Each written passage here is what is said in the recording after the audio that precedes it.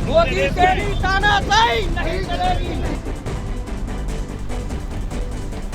आगरा से बड़ी खबर मिल रही है, जहां आम आदमी पार्टी का जोरदार प्रदर्शन देखने को मिल रहा है। ड्राइवरों के लिए बनाए गए कानून के विरोध में जमकर प्रदर्शन किया गया है। प्रदर्शनकारियों ने गृह मंत्री अमित शाह का पुतला फूंका है।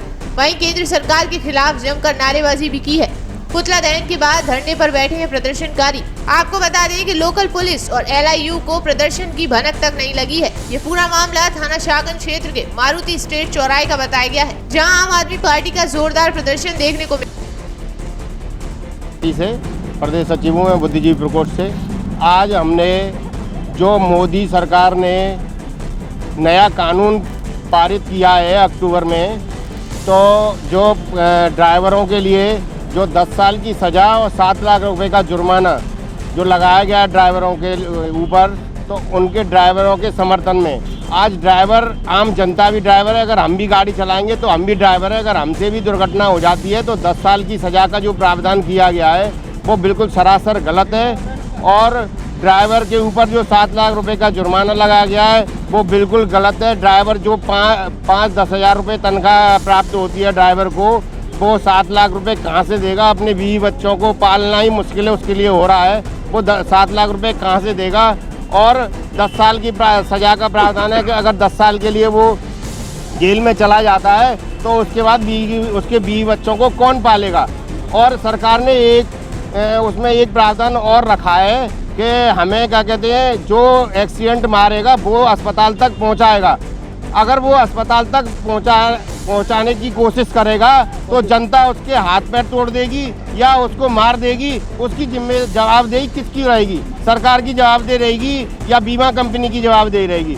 इसमें सरकार और बीमा कंपनियों की मिली भगत है, जिससे कि वो दोनों पल्ला झाड़ना चाह रहे हैं कि न तो हमारे ऊपर आए न बीमा कंपनी के ऊपर आए। ये सीधे सीधे सारा इल्जाम ड्राइवरों के ऊपर डाल दिया गया है। इसका हम पुरजोर विरोध कर रहे हैं। हमने मोदी सरकार का पुतला फूंका है और हम ड्राइवरों के समर्थन में कंधे से कंधा लगा के खड़े हुए हैं। और हम चाहते हैं ये काला कानून सरकार ने पहले किसानों के लिए पास किया था, अब ड्राइवरों के लिए जो पास किया गया है इसे वापस किया जाए और ऐसे कानून को रद्द किया जाए। संवेदनहीन गवर्नमेंट है, पहले खिलाड़ियों के ऊपर, फिर उसके बाद किसानों के ऊपर, अब ड्राइवरों के नाम पर आम जनता के ऊपर।